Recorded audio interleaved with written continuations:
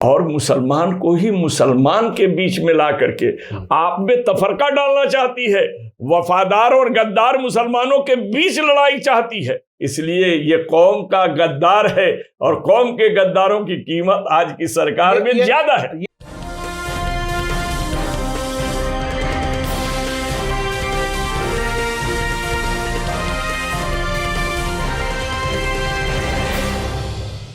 Hello, नमस्कार, आदाब, सत श्री अकाल और अस्सलाम वालेकुम। मैं हूं मोहम्मद अहमद काज़मी, लेकर आया हूं आपका पसंदीदा कार्यक्रम आपके रूबरू। देश बदल रहा है। 5 राज्यों के चुनाव के नतीजे सामने आ चुके हैं। 4 राज्यों में भारतीय जनता पार्टी की सरकार बन चुकी है और जिस राज्य को सबसे ज़्यादा अहमियत के साथ देखा जा रहा था और देखा जाता रहा है वो है उत्तर प्रदेश।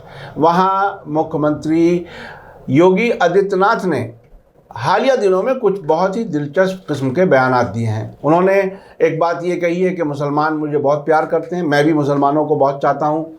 इसके अलावा उन्होंने एक मिनिस्टर बनाया है, बिल्कुल एक नए मुसलमान को, नए का मेरा मतलब जो पहले से थे उनको हटा करके दूसरे एक मुसलमान को उन्होंने गुंजाइश दी है, अपने यहाँ मिनिस्टर बनाया है। अंसारी बिरादरी से हैं वो। इसके अलावा भी कुछ तब्दीलियां, कुछ ऐसा, चूँकि अभी इसी साल में गुजरात के और हिमाचल के इलेक्शन होने जा रहे हैं, उसके बाद अगले साल कुछ और इलेक्शन भी होंगे और 24 की तैयारी एक तरह से शुरू कर दी गई है। तो इसमें उत्तर प्रदेश के मुख्यमंत्री के इस बयान का क्या मतलब है, बीजेपी ओवरऑल मुसलमानों के लिए किस तरह से क्या कुछ करती है, कैसे वो लव एंड हेट रिलेशनशिप वाला जो मामला बना के रखती है, वो क्या कुछ है, सियासत में क्या क्या कुछ होता है, वो समझने के लिए मेरे साथ ख़ास मेहमान हैं शब्बीर अहमद विद्रोही साहब। आप नागपुर से हैं और नेशनलिस्ट कांग्रेस पार्टी जो शरद पवार साहब की है उसमें माइनॉरिटी डिपार्टमेंट के राष्ट्रीय अध्यक्ष हैं। आज दिल्ली में हैं तो दिल्ली स्टूडियो में आकर के बात कर रहे हैं। शब्बीर अहमद विद्रोही साहब, वेलकम है आपका। मीडिया स्टार वर्ल्ड को आपने वक्त दिया, आप तशरीफ़ लाए। आप ये बताइए कि आपसे इलेक्शन से पहले भी बात होती रही है और नतीजे जिस तरह के आए हैं वो अब तक भी बहुत से लोगों को समझ नहीं आ रहे और कुछ लोग सीधा सीधा कह रहे हैं कि ईवीएम मशीन का खेल है। अब ईवीएम की बहस ख़त्म हो चुकी है और बीजेपी मुसलमानों के बारे में क्या कुछ कह रही है, उसका कहने का मकसद क्या है, आप इसको किस तरह से देख रहे हैं? मैं आपके दर्शकों का अभिवादन करते हुए आपसे साफ कहना चाहता हूं कि हम दिल को बदलना चाहते हैं, आवाज़ बदलकर क्या होगा। हम गीत बदलना चाहते हैं, ये साज बदलकर क्या होगा। हम तख्त बदलना चाहते हैं, ये ताज बदलकर क्या होगा। जब आचरण न बदले फिर राज बदलकर क्या होगा। तो मैं आचरण और चरित्र में बदलाव की बात का ज़्यादा समर्थक हूँ। अगर, और आपने देखा है कि ये हमारे यहाँ का वसूल भी रहा है कि आदमी ने अगर अपनी गलतियों से तौबा कर लिया है और सही रास्ते पे आ गया है तो उसे सीने से लगाने में कोई दिक्कत नहीं है। लेकिन अगर दिल से हुआ है, जुबान से और दिल से बड़ा फर्क होता है। देखिए, कीरम की दवा भी अगर हमको बनानी पड़ती है तो अंदर तो कीरम मारने का जहर होता है और ऊपर जो है उसके मीठा लेप होता है ताकि बच्चा निगल जाए। अब जब भाजपा की बात करते हैं तो भाजपा में नामो नेहाद 2-4 मुसलमान तो हमेशा रहे। सिकंदर बख्त रहे, आपने देखा होगा। जी। आपके क्या नाम है कि दलवई रहे, आपने देखा होगा। फिर आपके अब इस देश के नेताओं में करीम छागला भी रहे। आप अभी देखिए मुख्तार अब्बास नकवी भी रहे। आप उत्तर प्रदेश की अगर बात करते हैं तो उसमें वो भी व्यक्ति रहे जो बाद में अभी त्यागी हो गए, जिनको वक्फ का चेयरमैन बनाया गया। उसके अंदर अभी रजा रहे, जिनकी अजा को भी दूसरी तरफ हटा दी गई। अभी दानिश अंसारी को लाया गया है। मेरा मानना यह है कि किसी को लाइए, किसी को ले जाइए। बहेलिया भी अगर चिड़िया को फंसाना चाहता है और जिस नस्ल की चिड़िया ज्यादा उड़ती हुई दिखाई देती है उस नस्ल की एक चिड़िया के टांग में जाल के साथ रस्सी बांध देता है और उसमें क्या करता है कि दाना छींट देता है। ये अब आपको मैं ये फिर अगर बात करने लगूं तो फिर हमें करबला की बात आपको याद दिलानी पड़ेगी। इमाम हुसैन के कत्ल करने की बात जब आई तो आपने देखा यजीद कौन था, वो भी तो हमारे नबी का कलमा पढ़ने वालों में से था, वो भी तो मुसलमान था, अमीर माविया का बेटा था, और उस वक्त क्या कह रहा है कि जल्दी कत्ल करो वरना नमाज का वक्त हो रहा है। तो सवाल ये है कि जब किसी को, आप ये नोट कर लीजिएगा कि ये मेडिसिन का भी एक तरीका है, जहर को जहर उतारता है। सांप अगर काट ले तो सांप के ही जहर से वो जहर उतारा जाता है। तो आज हमारे कौम से में ये लोगों को पैदा किया जाएगा, यजीद को, फिरौन को, इस तरह के लोगों को पैदा किया जाएगा। अगर ये पैदा नहीं होंगे तो आप ये बता दीजिए ये चीजें कहाँ जाएंगी। देखिए मेरा अपना कहना है कि योगी जी ने जो कहा, ये बात अगर अपने इलाके को लेकर कहते हैं तो मैं भी गोरखपुर जाता हूँ, इलाके के मुसलमान उन्हें चाहते हैं। उनके चाहने के 2-3 तरीके हैं। वहाँ की मस्जिद की अजान किसी ने बंद नहीं कराया, मगर पूरे हिंदुस्तान का अजान बंद कराने की बात चलती है।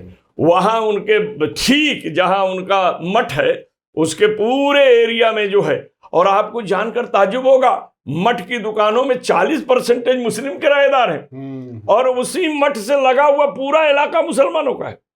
अच्छा।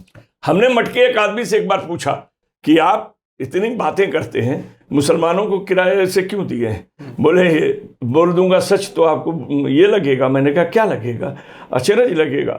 मुसलमान एकदम टाइम पर लाकर किराया दे देता है, आमदनी न हो तो भी सामान अपना गिरवी रख के ला के किराया दे जाता है। और गैर मुस्लिम बोलते हैं बाबा ये तो मठ की चीज है, हम उसी के भक्त हैं, इसमें भी गुजारा कर दीजिए।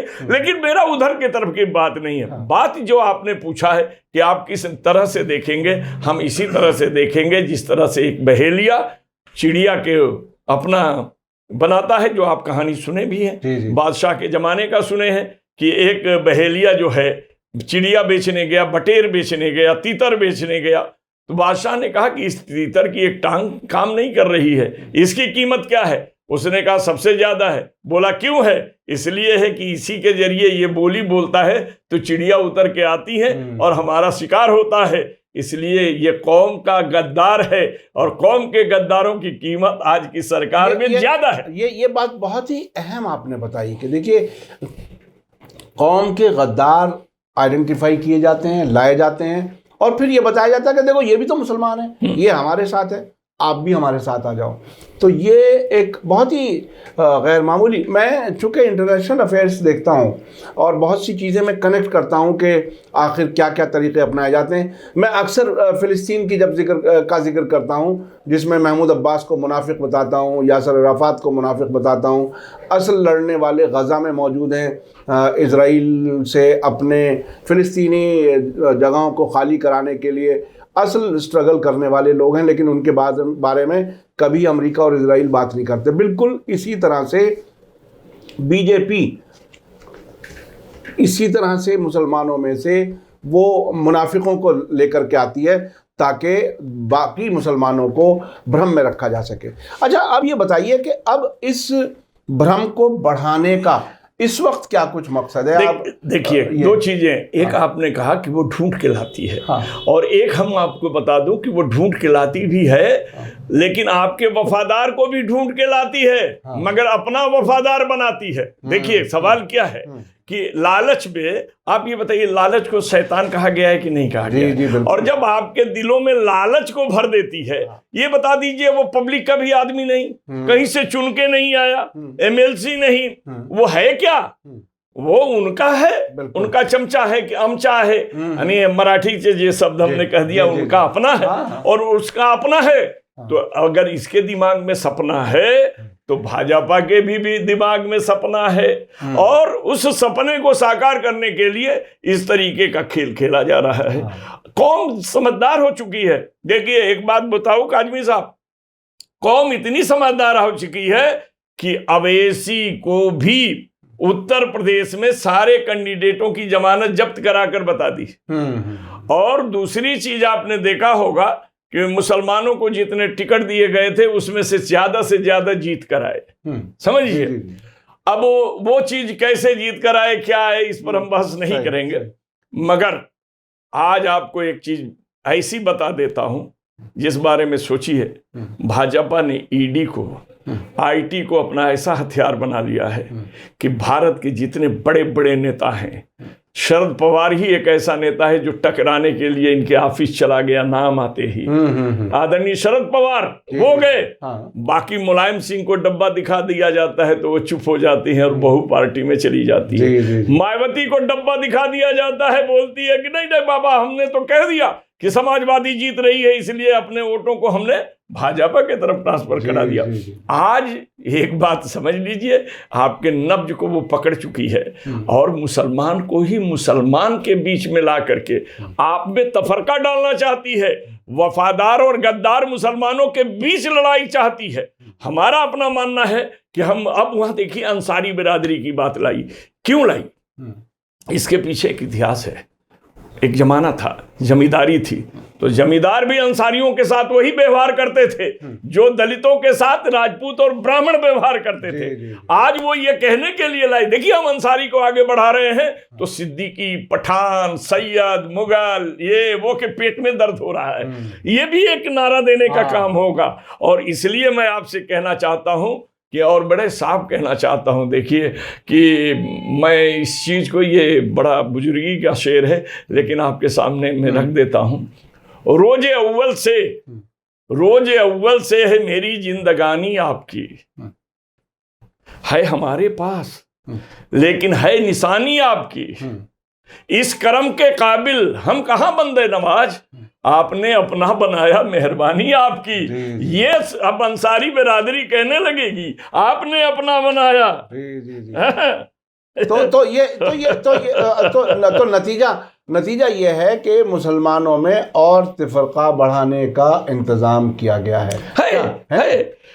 अब देखिए एक जमाने में सुब्रमण्यम स्वामी, उनकी वीडियो सामने आई थी, आपने भी देखी होगी। वो खुल करके कहते थे भाई अब हम शिया सुन्नी में हम डिवाइड करेंगे और सबको बांटेंगे, और ये तो शिया तो हमारे हैं और ये दूसरे हैं।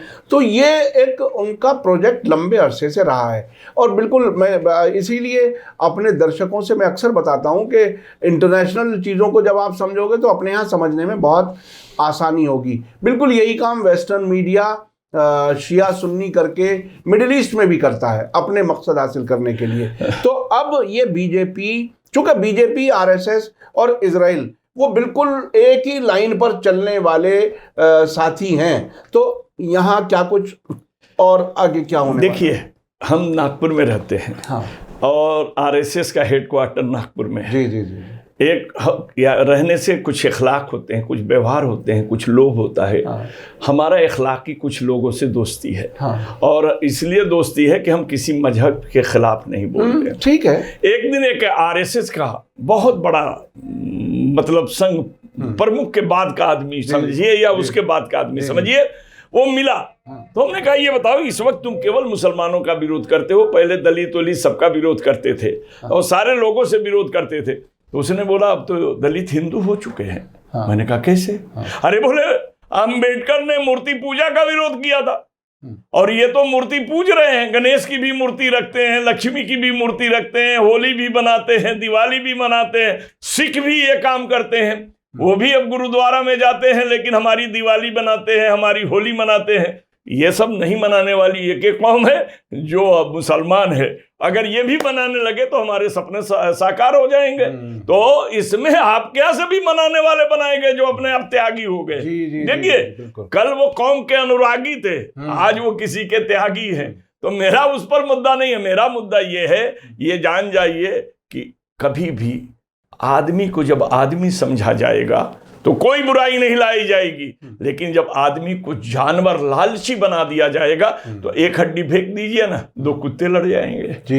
एक पद रख दीजिए ना, एक मुसलमान दूसरे मुसलमान के खिलाफ शिकायत करना शुरू कर देगा। तो जहां हम कुर्बानी अगर सीख जाएं तो कोई हमें नहीं लड़ा सकता, लेकिन हम मुफाद के तरफ बढ़ेंगे तो सभी लड़ा सकता है। हम अगर पेड़ बनकर सबको साया और फल देंगे तो कोई नुकसान नहीं होगा, लेकिन हम कुजड़ा बनकर फल बेचेंगे तो डंडी भी मारेंगे और कम से कम फल की कीमत भी बढ़ाएंगे। तो ये हमारी आदतों में शामिल है, और यहाँ उसी आदत और उसी कमजोरी का फायदा भाजपा उठाने के लिए नई चाल चल दी है। अब उसने सेंट्रल में देखा कि एक मुसलमान को हम मंत्री बनाए हैं और वो मंत्री जय श्री राम बोलता है। आपने देखा, इसको भी बना दो, ये भी बोलेगा, और जब ये बोलेगा तो लोग कहे अरे क्या बात करते हो, देखो मुसलमान बोल रहे तुम भी बोलो। और अभी आपने एक बात कहा मुसलमान, आप ये बता दीजिए 3 तलाक से इनका क्या लेना देना था? ये तो हमें औरत मर्द में झगड़ा लगाने के लिए इसने पास कराया। बिल्कुल बिल्कुल। और दूसरी चीज आप बता दीजिए, कितनी बड़ी बात है इस देश में कि झूठ का कितना बोलबाला है। आप ये बता दीजिए कि जिस वक्त कश्मीरी पंडित हटाए गए उस वक्त यहां सरकार किसकी थी? बीपी सिंह प्रधानमंत्री थे, समर्थन में भाजपा पीछे खड़ी थी। भाजपा के सिफारिश पर मोहम्मद सईद साहब, जो मुफ्ती मोहम्मद सईद गृह मंत्री बनाए गए थे, और भाजपा ने अपने सबसे चहेते आदमी को राज्यपाल बनाया था, जगमोहन को। जी, जी, जी। अब आप ये बता दीजिए, और भगाने का काम भी जगमोहन ने किया। आज आप कहा जाए तो आप कहेंगे हमसे तो चाहते हैं, देखिए कभी भी अंधेरा उजाले से चिढ़ता है, क्योंकि उजाला आता है तो अंधेरा भाग जाता है। तो हमेशा जिनका मानसिकता धर्मनिरपेक्षता को समाप्त करके धर्मांध सरकारों का निर्माण होने लगे, जिनकी ये मानसिकता होगी, वो कभी भी मुसलमान को लाइक नहीं करेंगे। वो लाइक करेंगे बधुआ मजदूर की तरह जो मुसलमान उनके साथ रहेंगे। अब मुसलमानों में नौजवान तबका है। अभी आपको एक बात बता दूं, रोजा, नमाज, हज, ज़कात, ये सारी चीज़ें जो फ़राइज हैं, इनके तरफ हम पहुंचा रहे हैं। हमारा कहना है कि आज हमारा सबसे बड़ा फ़राइज है, सबसे बड़ा फ़राइज है नमाज, रोजा, आप तौहीद हमारा सबसे बड़ा फ़राइज है। हम ईमान पर कायम रहें तब हमारा नमाज है, तब हमारा रोजा है, तब हमारा ज़कात है, तब हमारा हज है। लेकिन जब हम ईमान पर ही कायम नहीं है, ईमान क्या है?